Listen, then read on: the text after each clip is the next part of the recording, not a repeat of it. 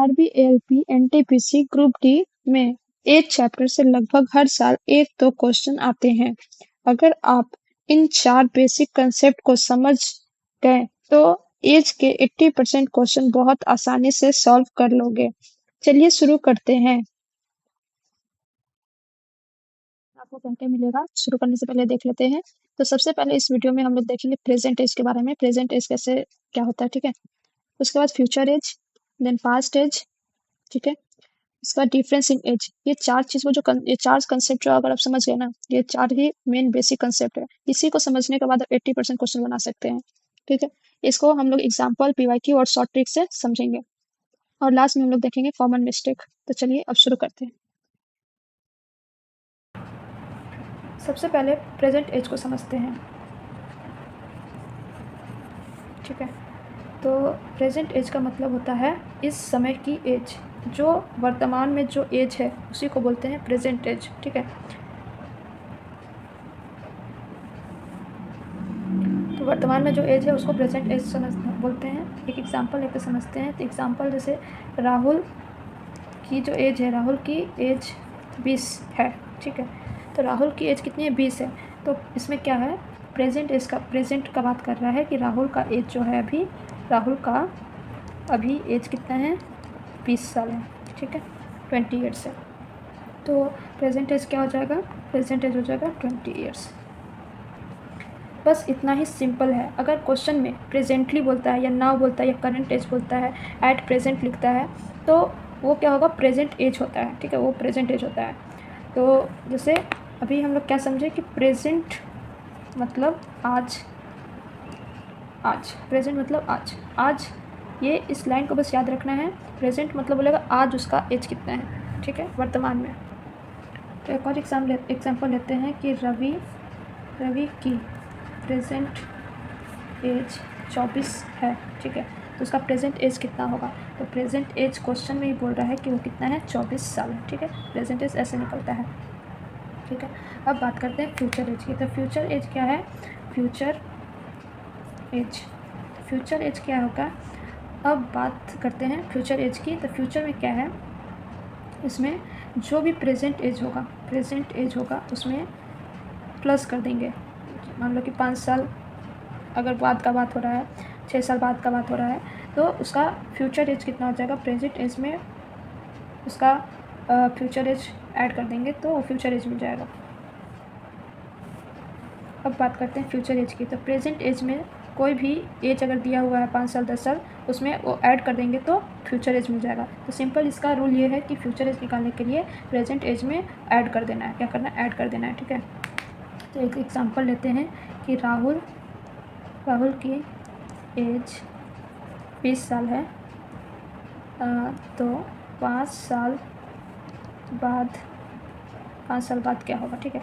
तो राहुल का present as कितना है? 20 साल।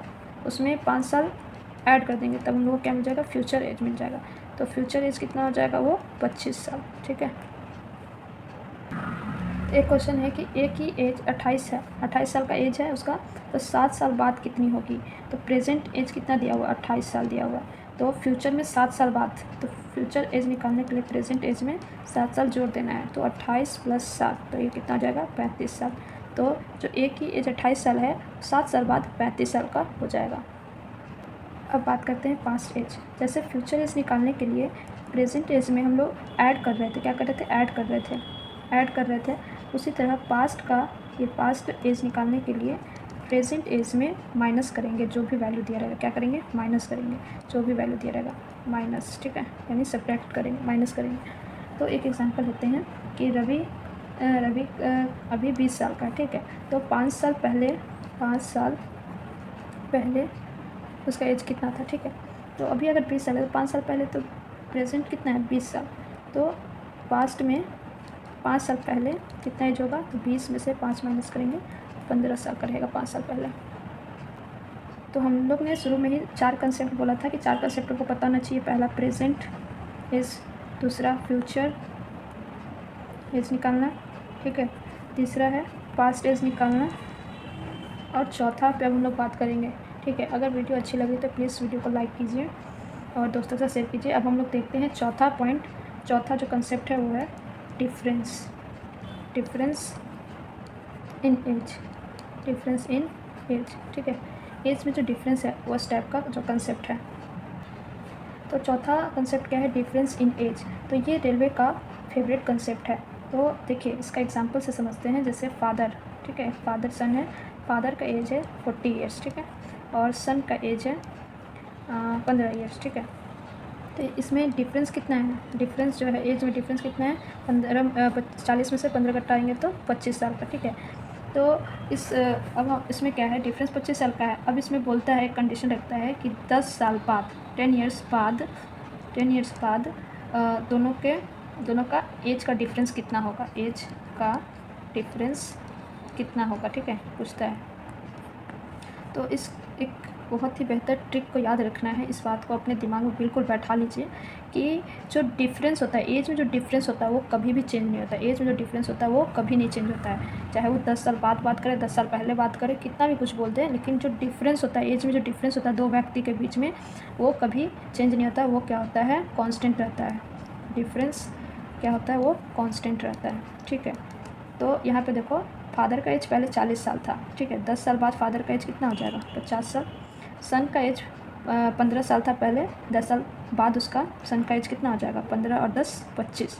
अभी यहाँ पे डिफरेंस देखेंगे तो यहाँ भी हम लोग को कितना मिलेगा, 25। तो इस कंसेप्ट को आप समझ गए होंगे बहुत ही आसान तरीक़ा से। ये बहुत ही इंपॉर्टेंट कंसेप्ट है, बेसिक है बट इम्पॉर्टेंट है। तो कांस्टेंट रहता है क्या, डिफरेंस, एज में जो डिफरेंस रहेगा वो कांस्टेंट रहेगा।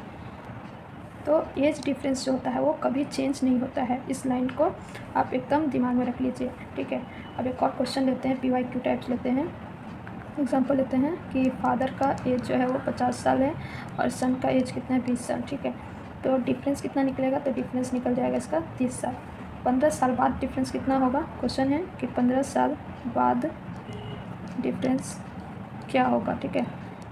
तो इसमें 15 साल बाद भी डिफरेंस क्या होगा, 30 साल ही होगा। कैसे, तो 50 साल का था, 15 साल बाद कितना हो जाएगा, 65 साल का फादर हो जाएगा, ठीक है। और सन जो है वो 35 साल का हो जाएगा। इन दोनों के बीच का डिफरेंस कितना है, 30 साल, ठीक है, समझ गए।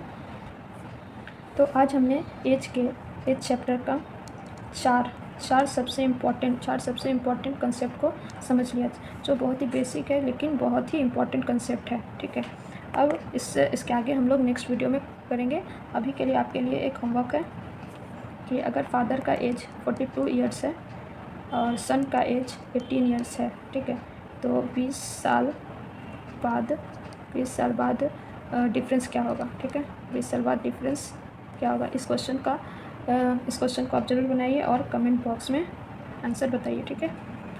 Please like, share and subscribe my channel. Thank you. इसके आगे हम लोग नेक्स्ट वीडियो में करेंगे। अभी के लिए आपको एक होमवर्क क्वेश्चन है जिसको आपको कमेंट में आंसर करना है।